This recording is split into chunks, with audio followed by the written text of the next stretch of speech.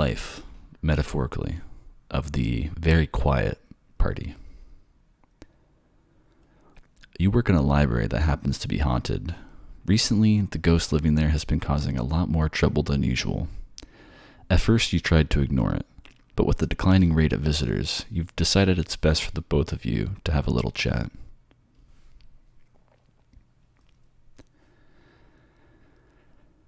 When's the last time someone even checked this one out? God, I think this thing is older than I am. And that's saying something. Boring. Who put this back on the shelf? There's crayon all over it. I don't think the librarian is doing a great job around here.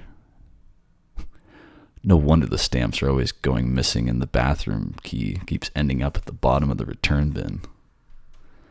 Someone really should have trained them better. Oh, I didn't realize you were still here. I thought you left hours ago. Reshelving the returns.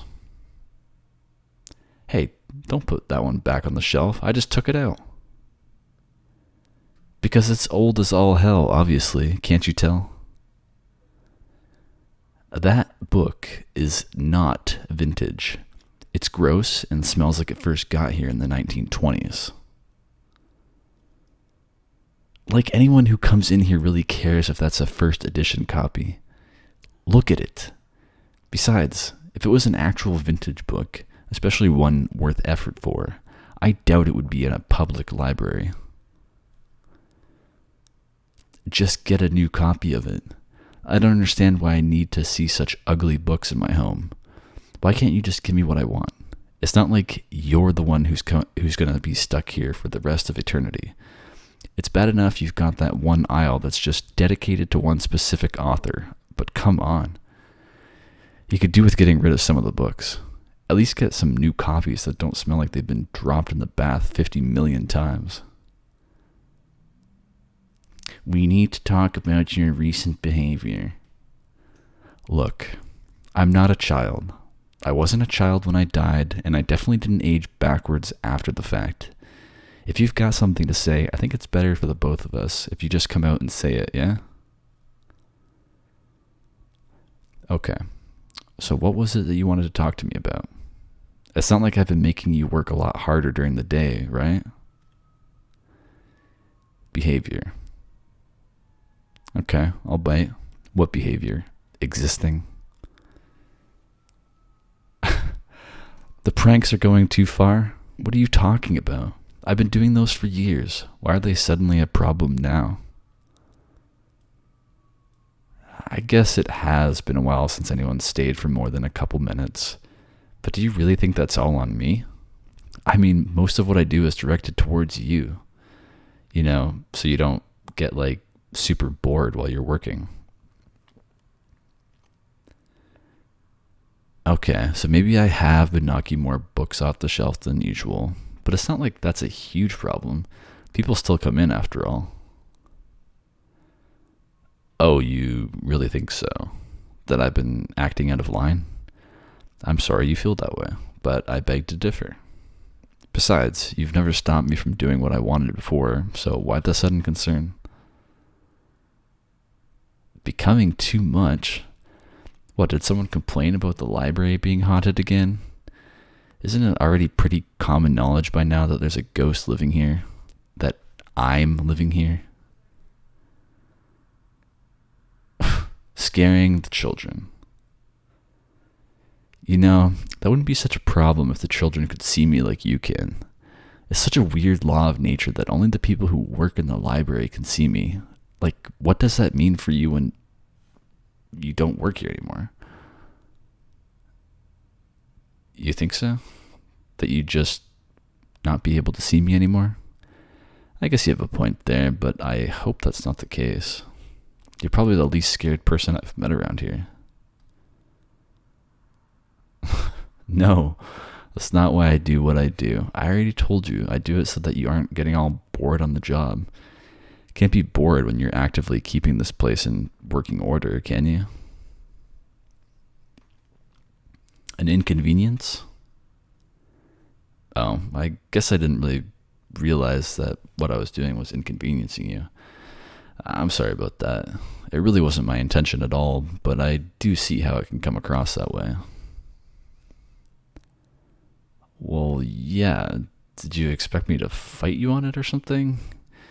You know, I read a lot of the books around here when no one's around. Even the really boring advice ones. But you should have told me sooner if I was bothering you.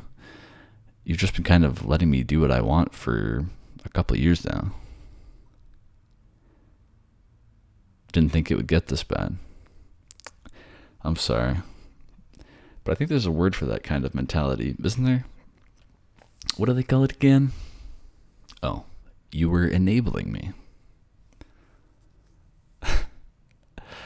Like I said, I get bored a lot around here, so I do a lot of reading.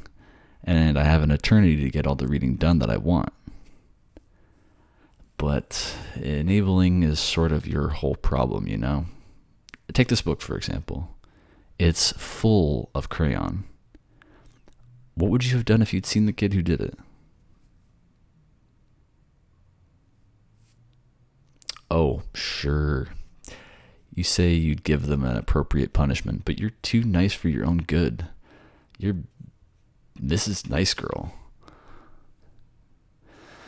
I'm not saying these things to be mean. Really, I'm not. I'm saying this because I consider you my friend, even if I do make your days kind of difficult sometimes. Okay, all the time. Can you just answer a question for me? What's this all about? I mean, why do you suddenly want to talk about the way I act? That was not two questions. It was me clarifying the question. Don't make that face at me. You wanted to talk, so I'm willing to talk. But there is something to talk about, isn't there? You're saying I'm getting out of hand, but how do you propose I fix it? If what I've been doing has actually been affecting the library's turnout negatively, then we've got to think of a solution, don't we? You want me to sit in the back during the day, where it's extremely boring? Why? I mean, it's not like anyone can see me anyways. To keep me out of trouble. Sure. I think you'd find I could create quite a bit of trouble in the back. Well, what am I supposed to do then? You say you don't want me scaring the people who come in, but then you go around telling people that the library isn't really haunted and that those are all just silly rumors. But the library is haunted. I don't think telling people the truth would scare them off. The library is haunted. So what? If anything, it might make more people come in out of curiosity. And then everyone can talk about that one aisle of books written by one author.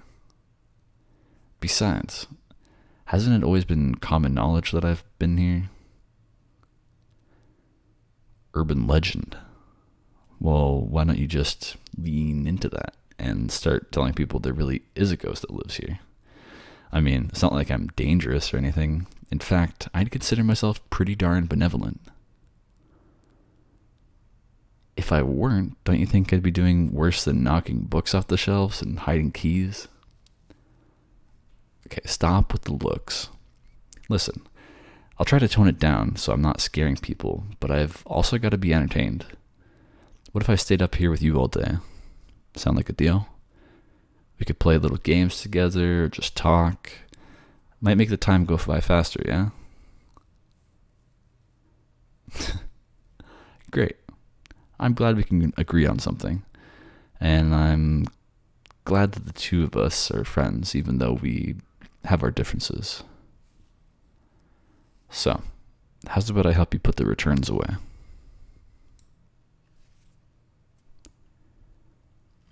And that's it for this script.